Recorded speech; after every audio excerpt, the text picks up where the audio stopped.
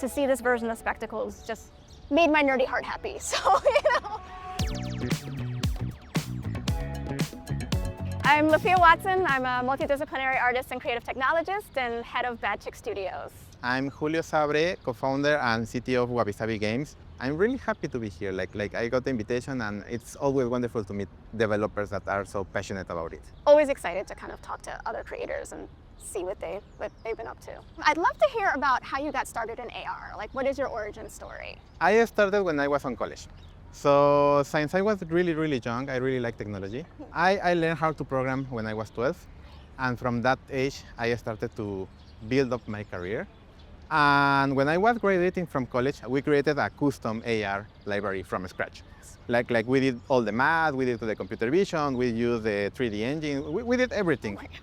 Like we put our hearts and souls in that, like 6 months. I had my doubts at the beginning because it was more difficult than I was expecting, but it worked. And we aced it. As you should.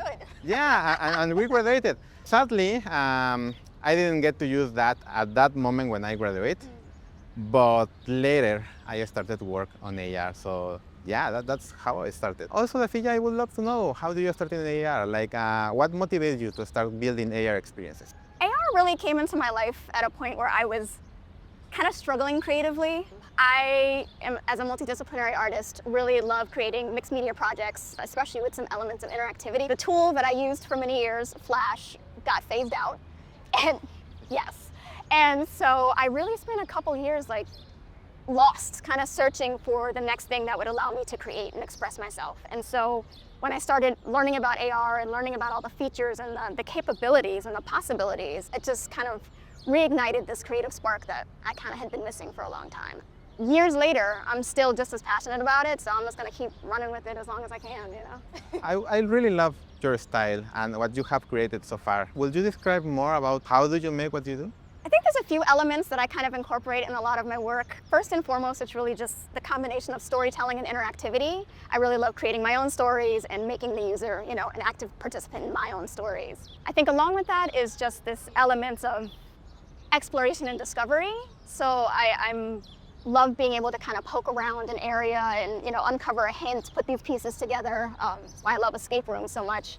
And I also kind of do that internally as well, like in some of my more personal work. It's kind of like exploring my feelings and exploring kind of what I'm going through in that moment. So I'm just really always about kind of just what can you discover? I'd love to hear the same, because actually Rocket Cat was one of the first lenses that I played with in Spectacles, and then now I see Doggo Quest, with Doggo Quest, right? Yeah. So yes, and now I've seen Doggo Quest. So I see this theme of both gaming and animals. So I'd love to know kind of your inspiration. At Wabi like we are really huge gamers, and we also really love about what we do when we were young.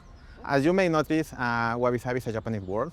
That has a lot of meaning for us because like we all in Latin America grew watching anime and playing Japanese video games because that was like super huge in Mexico and in Latin America in general. So when we founded Wabi we wanted to integrate that into what we do. Rocket Cat actually, it was a really fun project because it was our interpretation of a Tamagotchi, right? So it was a Tamagotchi made from us, paying tributes to our childhood, but we wanted to give it a more new style, so we decided to create this super cute cat that, super cute. Yeah, so especially what we do is like trying to do what we really love. Both of us have been developing with Spectacles for a while now, so I'd love to know what your experience has been like. When I envision AR, I always envision it with like a hand-free, like seeing with your own eyes, right? I always felt that working with a device like a screen or a phone was kind of like limiting, but with Spectacles we can see it. And we can touch it, and we can interact with it. How has it been for you working for Spectacles? I think sort of on the same page. I really love the journey of it, you know, especially working with the previous version of Spectacles and really seeing the evolution and how far Snapchat's been pushing it. It's just been like so exciting. You know, we're both techie people, so it's just, you know, seeing all the new features, and like you said, they really listen to developers and really try to push the features that they know would work best for us. I'm also very much intrigued by the hands-free element of it and just being able to create kind of more complex and longer experiences that are comfortable for the user. Because, you know, if you have it on a mobile phone, 5, 10, 15 minutes, your hand gets tired and, you know, that's not really a good experience for the user. So to be able to, like you say, have a more immersive experience where it's just right on your face, but also to be able to be hands-free and to be more comfortable experiencing whatever we're creating.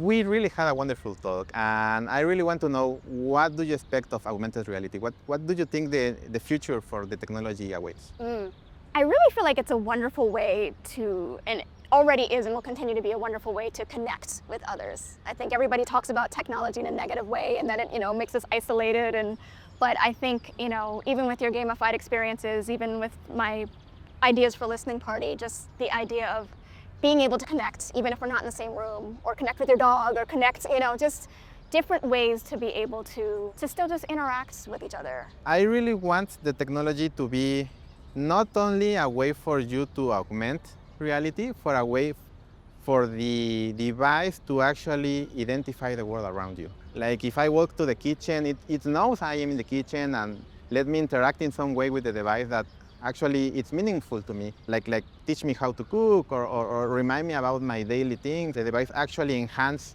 everything around me and bring it to another level. Hopefully it will be soon. Yeah. It's been so wonderful to finally get to meet you and talk to you about your work, and it's been such a wonderful conversation.